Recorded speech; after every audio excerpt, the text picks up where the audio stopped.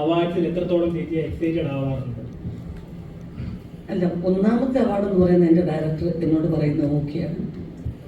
അതെനിക്ക് തോന്നുന്നു ആ ഓക്കെ കിട്ടിയില്ലെങ്കിൽ മറ്റേ ഒരു അവാർഡ് കിട്ടിയിട്ടും എനിക്ക് തൃപ്തിയാവത്തില്ല. എൻ്റെ മുമ്പിൽ നിൽക്കുന്ന എൻ്റെ ടീച്ചർ എൻ്റെ ഡയറക്ടറാണ്. അദ്ദേഹം പറഞ്ഞു ചേച്ചി ഓക്കെയാണ് എന്ന് പറഞ്ഞു കഴിഞ്ഞാൽ സമാധാനം.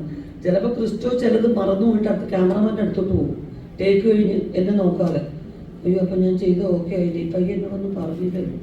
പിന്നെ ഞാൻ അടുത്ത് കഴിഞ്ഞത് ഓക്കെയാണോ ചേച്ചി? ഓക്കെയാണ്. ഞാനതല്ല, ഞാൻ ആ ട്രാക്ക് വന്നതിൻ്റെ ക്യാമറ എൻ്റെ അടുത്ത് പറഞ്ഞിട്ട് അവിടെ പോയി പറഞ്ഞൂടെ. അപ്പോൾ അതാണ് എൻ്റെ ഫസ്റ്റ് അവാർഡ്.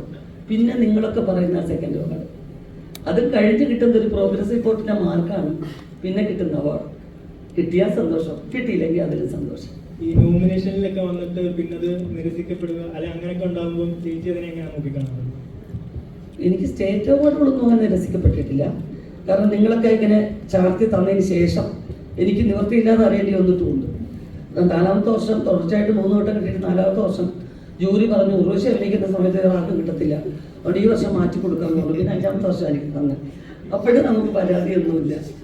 അപ്പം നാഷണൽ അവാർഡ് പോയപ്പം അവിടുത്തെ ചില എന്താ പറയുക ഒരു പ്രത്യേക വിഭാഗത്തിൽപ്പെട്ട പടം ചെയ്യുന്ന ഡയറക്ടേഴ്സ് പറഞ്ഞു, ഈ ഇവരെന്തിനാണ് കൊണ്ടുവന്ന് ഈ 2ാം കിട 3ാം കിട മലയാള സിനിമയ്ക്ക് വേണ്ടി ഇവരുടെ പെർഫോമൻസ് വേസ്റ്റ് ചെയ്യുന്നു എന്നൊരു ചോദ്യം ചോദിച്ചു. അതെന്നെ വല്ലാതെ ഹേർട്ട് ചെയ്തു. കാരണം ആരും കാണാത്ത കുറച്ച് സിനിമകൾക്ക് വേണ്ടിയുള്ള അവാർഡ്സ് അല്ല ഞാൻ സ്വീകരിച്ചിരിക്കുന്നത്. മഴവിൽക്കാരത്തി മുതൽ അച്ചുവിൻ്റെ അമ്മ ഉൾപ്പെടെയുള്ളത് കൊമേഴ്ഷ്യലി ഹിറ്റ് ഫിലിംസ് ആണ്. അതെന്നെ ഏറ്റവും നന്നായിട്ട് സന്തോഷിപ്പിച്ചിട്ടുണ്ട്. കാരണം ഞാൻ പടം ചെയ്യുന്ന പ്രൊഡ്യൂസർ നന്നാണ് ഈശ്വര എന്ന് പ്രാർത്ഥിച്ചുകൊണ്ടാണ് നമ്മുടെ ഷോട്ടിന് നിൽക്കുന്നത്. അപ്പോൾ അത് അങ്ങനെ ഒരു അഭിപ്രായം ഒരിക്കലും പാടില്ല. ജനകീയ സിനിമ എടുക്കുന്ന നിസ്സാര കാര്യമാണ് അല്ലേ? അപ്പോൾ അങ്ങനെ ഒരു കമൻറ്റ് വന്നപ്പോൾ ഞാൻ പിന്നെ അത് മൈൻഡ് ചെയ്യാതായി.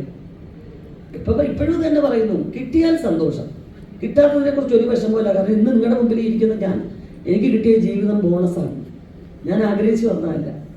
അപ്പോൾ എല്ലാം കൊണ്ട് സന്തോഷം, ഒരു പരാതിയില്ല.